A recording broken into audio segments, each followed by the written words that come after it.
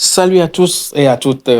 J'espère que vous allez super bien. Ibrahim Maïga, avec son grand retour, nous apporte une bonne nouvelle. Il est de l'air un peu joyeux aujourd'hui parce que il dit bientôt la fin de la guerre. Oui. Qu'est-ce qu'il veut dire par là? Sans plus tarder, on va suivre Ibrahim Maïga. Peuple révolutionnaire du Grand Sahel et d'Afrique, mon bonsoir à vous. J'espère que vous allez bien. En tout cas, moi, de mon côté, je me porte à merveille. Je me porte à merveille grâce à vous. Parce que grâce à vous, j'ai compris quelque chose. J'ai compris que nous allons nous en sortir.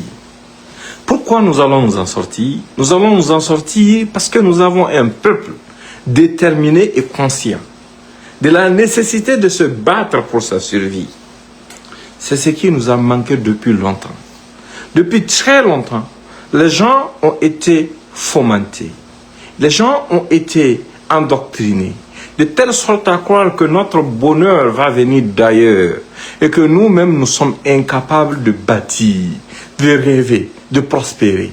Et les gens ont créé des conditions tout autour pour qu'on ne puisse pas avancer.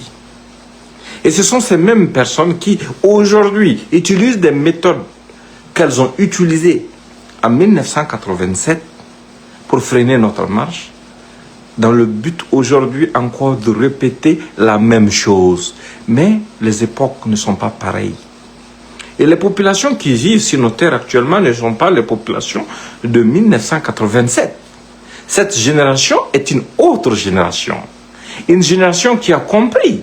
Une génération qui est allée dans les mêmes écoles que les petits Français, qui est même sortie meilleure dans la plupart des cas que les petits Français. Donc du coup, la différence se trouve à ce niveau. Quel que soit ce qu'ils ont créé comme instabilité sur nos sols, comme beaucoup de gens ont commencé à le témoigner, à le dévoiler actuellement, quel que soit ce qu'ils ont créé comme mémise, comme manigance, afin de pouvoir nous monter les uns contre les autres, ils ne peuvent pas avoir raison de cette génération. Parce que cette génération que nous avons est une génération de guerriers. Une génération qui a compris les enjeux. Une génération qui est prête à se battre pour ce qu'il faut. Parce que c'est humiliant quand on nous classe parmi les pays les plus pauvres du monde.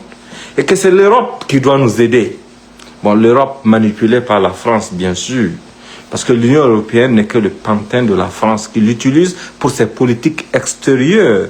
Parce que dans la doctrine de De Gaulle, tout ce que la France entreprend à l'extérieur, ça aide d'une certaine façon les autres nations d'Europe. Et puis effectivement, c'était le cas. Parce que quand la France expropriait le Niger de son uranium, qu'est-ce que la France faisait de cet uranium? Elle utilisait une partie pour ses propres centrales nucléaires et revendait l'autre partie aux autres nations européennes pour éclairer leur capitale.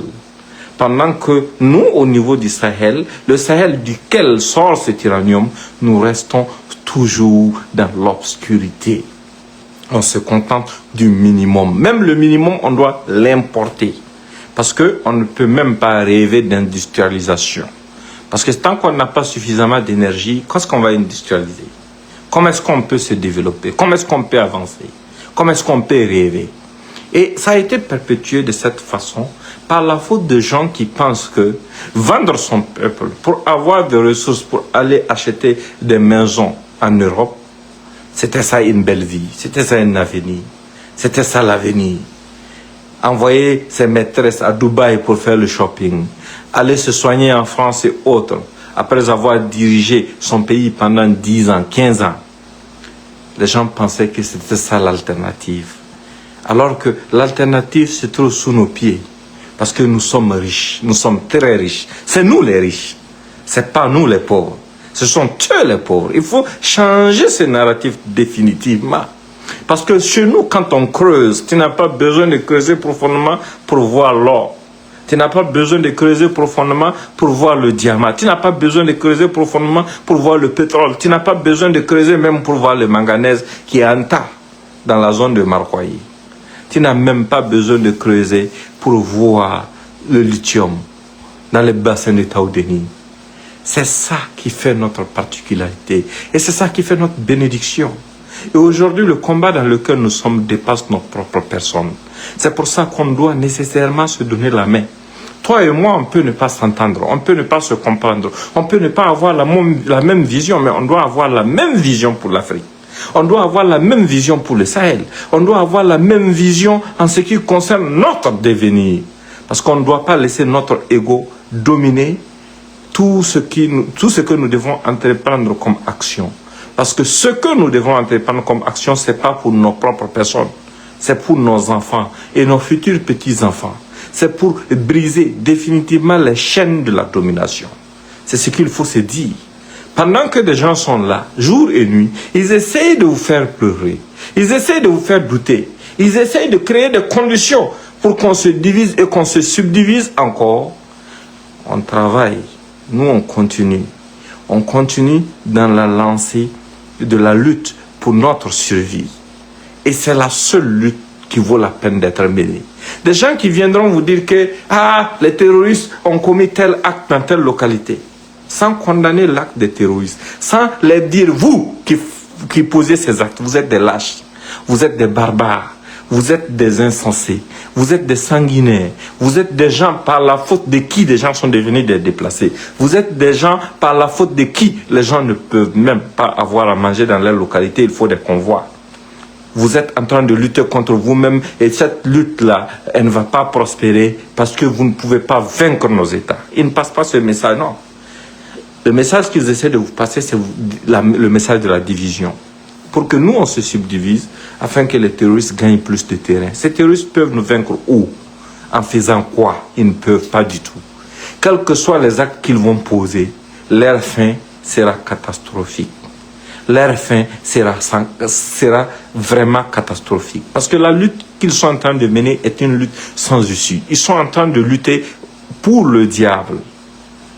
Ils sont en train de lutter pour le mal. Ils sont en train de lutter contre eux-mêmes. Ils sont en train de lutter contre le progrès. Ils sont en train de lutter contre l'avenir. Ils ne peuvent pas nous vaincre.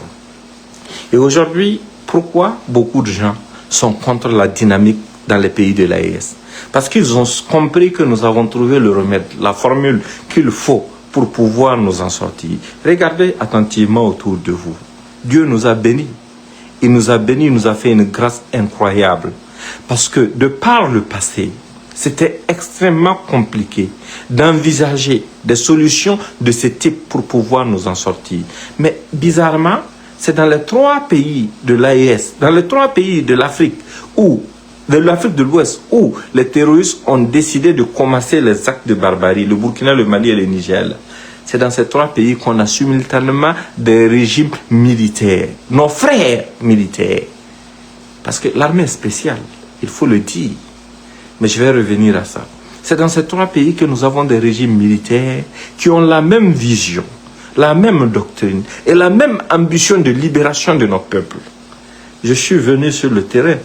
J'ai discuté avec les gens. J'ai compris des choses que je n'avais même pas compris quand j'étais loin. La détermination, elle est là. Et là, il n'y a pas de faille que l'ennemi peut exploiter. J'ai discuté avec un officier qui me disait que, mon frère, allez-y dormir tranquillement.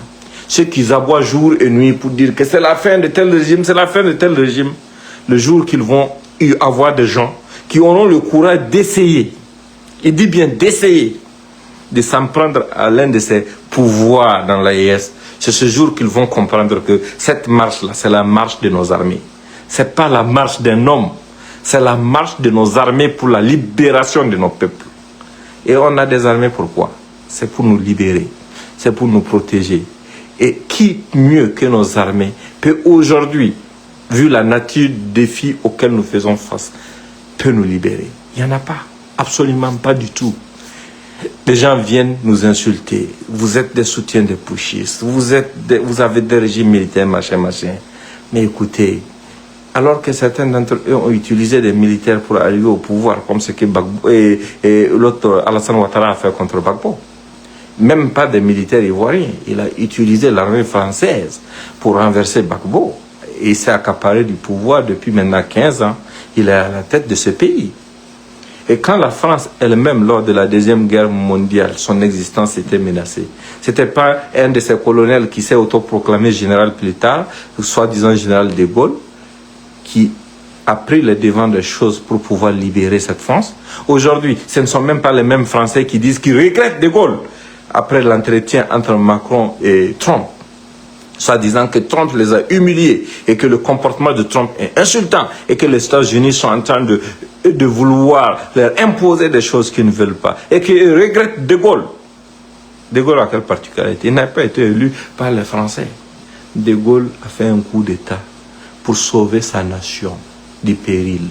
Et il l'a fait même au détriment de nos nations, parce qu'à l'époque, nous vivons encore sous la colonisation. Et des gens ont été enchaînés, des gens ont été forcés à aller se battre aux côtés des Français. Et aujourd'hui, nous, on nous dénie le droit de mener la même lutte, dans les mêmes conditions, contre des barbares qui nous ont importés. Et ce qui m'a fait rire, c'est quand Macron est sorti pour dire que non, la guerre en Ukraine fait 1000 morts et blessés par jour. Et, hein? Ça, c'est une nouvelle information. Parce que RFI et France 24 ne nous ont jamais dit ça.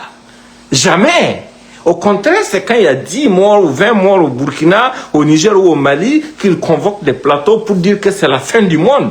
C'est une catastrophe. C'est incroyable. Les États sont faibles. On n'arrive pas à avancer. Est-ce que vous pouvez imaginer que pendant qu'ils étaient en train de faire cette propagande, eux-mêmes ils reviennent après nous dire qu'en Ukraine, il y a plus de 1000 morts et blessés par jour. Ça a duré combien de temps? Ça veut dire qu'il y a eu plus d'1 million de morts. Alors que la guerre dans l'ensemble de nos pays là n'a pas pris 1 million de vies. Et ça ne prendra pas 1 million de vies. Parce que nous avons vu la supercherie, nous avons vu les enjeux, nous avons compris toute la manipulation. Et nous avons vu toute la fourberie. Et ça ne va pas marcher. On va se dresser comme un seul homme pour mener cette bataille pour notre liberté, pour notre survie. Et ce sont eux qui pondent des organisations parallèles, financées avec de l'argent obscur, afin de freiner l'élan de nos forces de défense et de sécurité.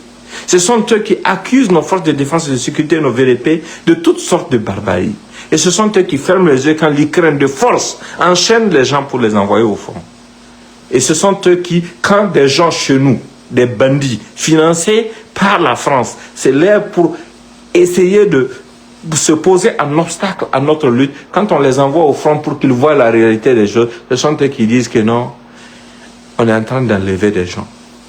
On est en train d'enlever les gens. Et ceux qui sont morts et enterrés dans cette lutte, dans cette cause, pour notre survie, pour la survie des futures générations, pour la survie de nos nations. Nous sommes des sous-hommes. Sommes-nous des sous-hommes? On ne mérite pas de vivre, on ne mérite pas de se battre, on ne mérite pas de faire ce qu'il faut faire pour pouvoir nous en sortir. Non, on le fera.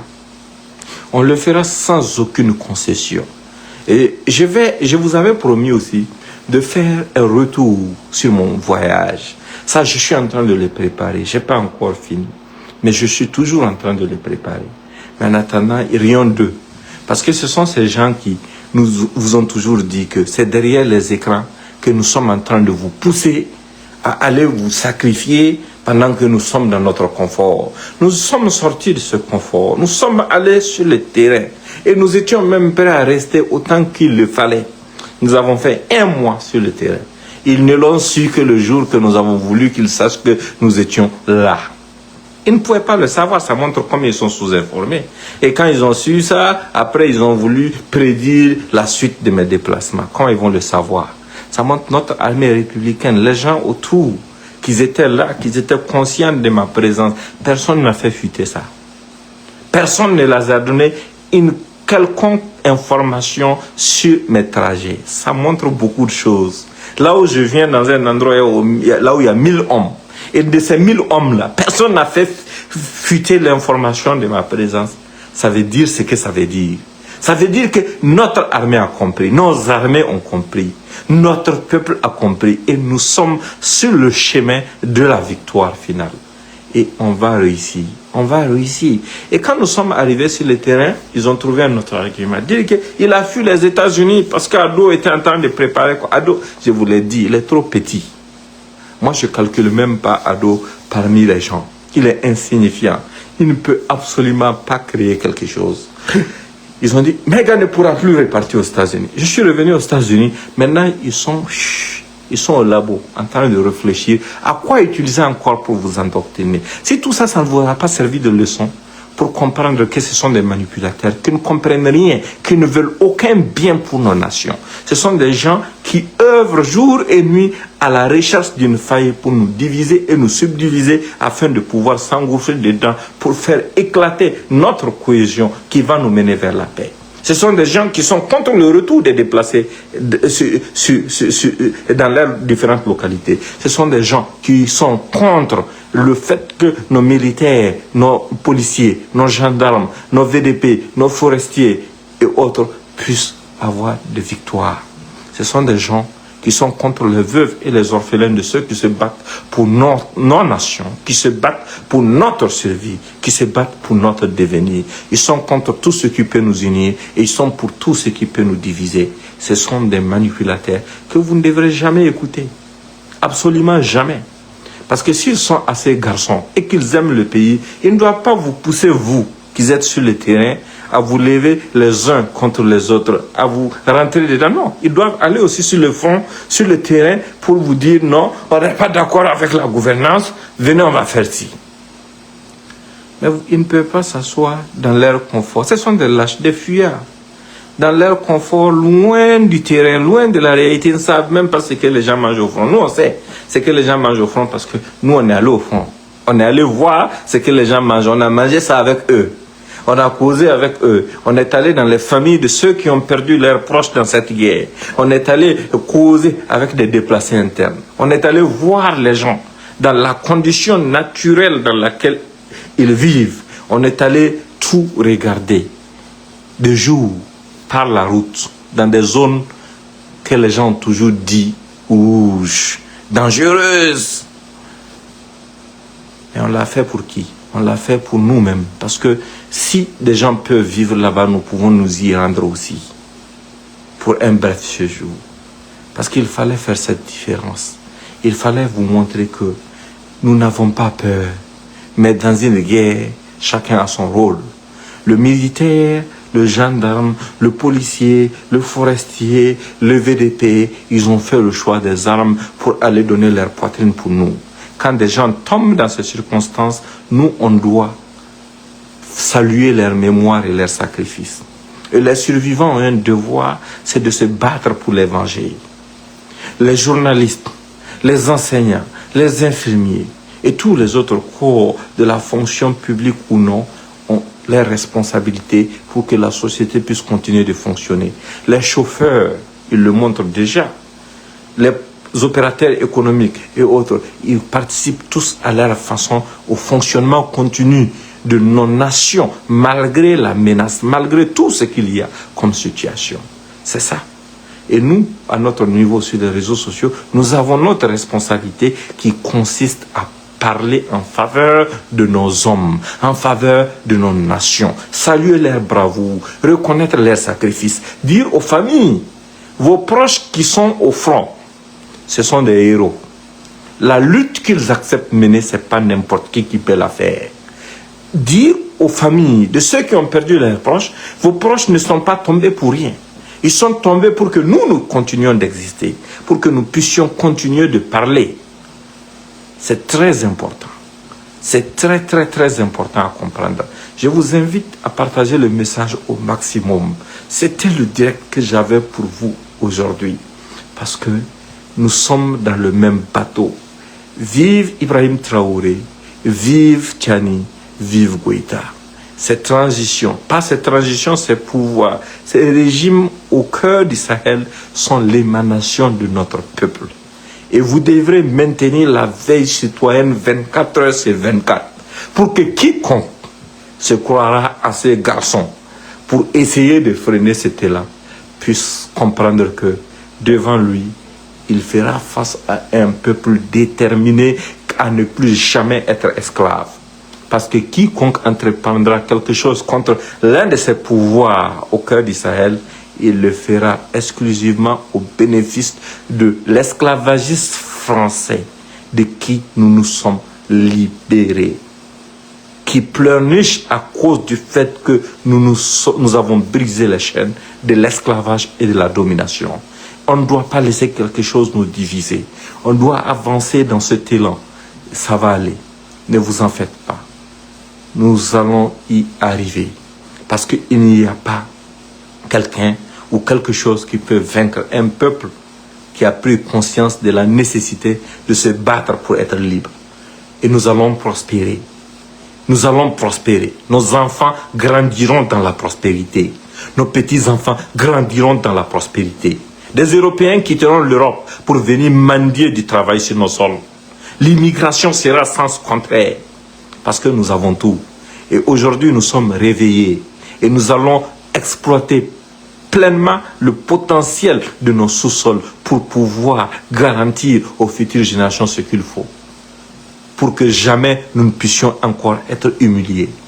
C'est cette bataille que nous sommes en train de mener. Et c'est pour ça que vous devrez tenir. Par moments, il y a des confusions, des moments de découragement, des situations qui vous amènent à vous questionner. Mais comprenez une chose, la révolution n'a jamais été une ligne droite. Il y a des hauts et des bas. Il y a des situations de confusion, il y a des moments difficiles. Mais seuls les durs avancent quand c'est difficile. Et vous êtes les durs, je compte sur vous. Et je compte parallèlement sur vous pour partager le message afin de sensibiliser chacun. Parce que ce que nous sommes en train de faire, c'est pour le futur. Que vous soyez au Niger, au Mali, au Burkina, comprenez une chose. Dieu nous a fait grâce.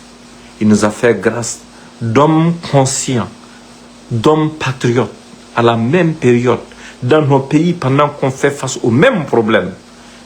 Et la plus grande grâce est venue des États-Unis, quand Trump a pris le pouvoir dans la même période. Ça va nous libérer définitivement de beaucoup de choses. Et c'est à nous de savoir exploiter la géopolitique actuelle pour pouvoir réaliser notre plein potentiel d'ici les 4 prochaines années. Nous avons toutes les possibilités. Le vent tourne en notre faveur et nous devons exploiter pleinement ça. Portez-vous bien encore une dernière fois et je vous souhaite une bonne soirée.